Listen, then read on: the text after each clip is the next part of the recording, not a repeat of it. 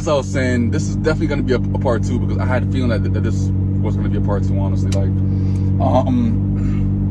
what was I saying? Yeah, so like nowadays, like I'm willing to risk, and I feel like me being able to risk whenever I actually made that risk and made profit based off of that risk, it paid out 3, 4, 5 times, which means that now I have cushion. Me having cushion now means that I can take more risk, but also, you know, be a little bit more open with how I'm investing my money in this, how much volume I'm actually adding per order, and all these things. The person that's frugal or not willing to risk, they're not gonna be in shit like this. They're not gonna be able to afford the lifestyle that they dream of and that kind of stuff. Risking 1%, risking 1%. You don't really want to be an investor. You kind of want to be an investor. You kind of want the lifestyle. You kind of want the success and that kind of stuff. You kind of want everything if you're risking 1%. That's my take on it. If a person is risking 1%, they just kind of want it. They don't really want it. A person that's willing to risk, they want that shit. Listen, I'm going to study my ass off for this amount of time, blah, blah, blah. Like, make sure that I comprehend the level of comprehension that I need to pretty much, you know, trade effectively. And from there, I'm risking. Why? Because I'm risking because of this. I'm risking because I had, you know, other income sources coming in. If I fuck up, all right, cool. I gotta probably wait like about 2 weeks, but I'm gonna fund that on that account again and study for the meantime while I'm building up that money to trade again. Which means that I'll bust my ass for 2-3 weeks and everything else, invest in an account. Throughout that entire time, I'm making sure that I'm studying, so like by the time that I have the capital and that kind of stuff to invest again, I'm on my shit. And then I'm risking from that point. So like, let's say now I build it up to the point that I can now invest $5,000. Like the torch that I'm doing like right now, in 3 days, it's up almost like $15,000. $15,000. So now I tripled the account in a couple of days. A person that's not willing to risk more than 1%, they're not doing that. They're not seeing major life changes. And this is the craziest thing. Like I was driving here. The person that is risking 1%, the person that told them to risk 1%, doesn't really have much going on. 1000%.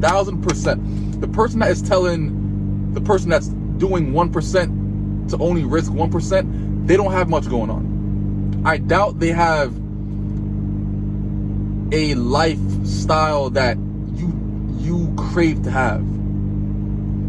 And this is the wild thing. The person that told that person to do 1%, they're not doing 1%. The initial person that told the person that told you to do 1%, they're not trading 1%. That's if they are at a point that they could do like what they want. They got money coming in, money's like the person that is doing a lot when it comes to the investing game, they're not risking just 1%. They're risking 10%, 20% at times even 30%. But the risk to reward is there. You know what I'm saying? That's why, like, the question that I asked this morning, I said, is it bad risk management if I lose $20,000 on a trade? You can only answer that question if you have that one factor, that one variable, which is, what is the account balance? If you do not know the account balance, you cannot say many things. You cannot say bad risk management, over leverage. You cannot say a person is over leveraged or bad risk management if you do not know their balance of their account. If that is a missing variable, you cannot answer anything else, because that's the main factor. That is the main factor. The main factor, like right there. If that's missing, then you can't say anything. You know what I'm saying? That's why, like, you have to pretty much get to a point that you just understand these dynamics of trading, because once you do, I feel like you'll be a bit more open with, you know, being open to a certain amount to risk. You know what I'm saying? Even risking 5%, 10%, honestly, like, that shit fucking, it makes life changes when it comes to making the money. I'm saying, like, if I'm risking $20,000, then more than likely I'm expecting to make like 50K, 60K, 70K off that trade. More than likely. Which means that if I'm doing a 2-lot on US 30, okay, I'm risking what, 20,000, right? But I'm projecting myself to make on that one order triple times the amount, or even 4 times the amount. And like once I actually hit for that 3 or 4 times the amount, now I have all this fucking cushion, 60K, 70K in cushion, which means that now even if I lose one trade after that, I'm still up like $50,000. You know what I'm saying? Even if I wanted to up the lot size to 3 lots, okay, I'm risking 30,000, but now I could still be up $40,000. But now, what if I had that same 3 lot? I'm risking the 30,000, but now I end up making like $70,000 on that same 3 lot. That's how you fucking grow inside this fucking game, I feel like, man. And if you're not doing that, a lot of times you see super slow progress to the point that it doesn't even matter. Super slow progress to the point that it gets annoying, because you fucking see this person on this side, like they've been doing so and so, and now all of a sudden they're making life-changing stuff. You know what I'm saying? Like it could be simple things like, you know, getting a brand new phone, getting a brand new car, getting a brand new house, getting a brand new apartment, you start seeing changes, life changes, not just a couple $100s in your pocket. No, you start seeing fucking changes when you start being open to risk. Obviously, you have to be at a certain skill level and a certain comprehension level to actually be able to do this, but you should be striving to get to the point that the comprehension is there, versus just getting to the point that you have capital to just risk. The main thing is literally comprehension. Once that is there, you could pretty much risk but not risk. As far as you're risking so and so, but pretty much your comprehension is so on point that risk is calculated.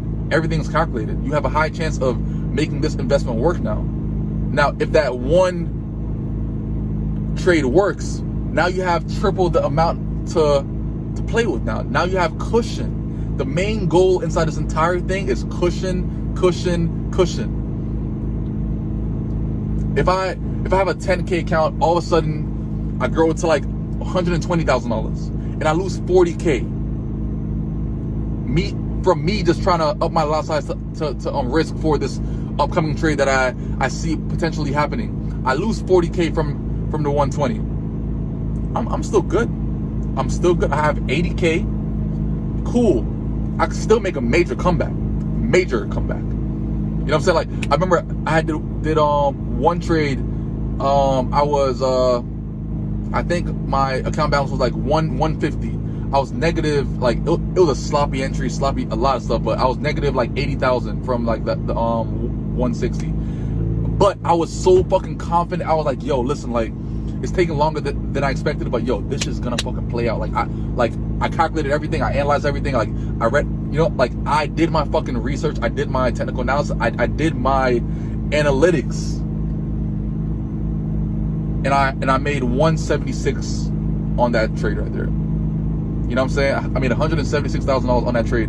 That's a $176,000 trade that I have on YouTube that you can check out, that I made on US 30. Fucking incredible trade. Because I was willing to risk. Because once I'm willing to risk, bro, the outcome, that's what it's about. If I fuck up, cool. I go on like a 2-3 week hiatus, just fucking grinding out those next couple weeks till I get to a point that I could pretty much, you know, be on point like how I want to again to reinvest and that kind of shit.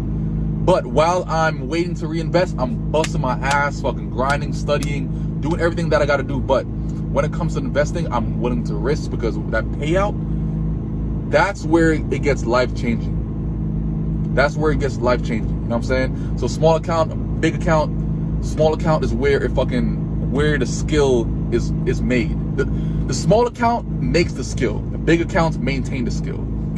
Put it that way.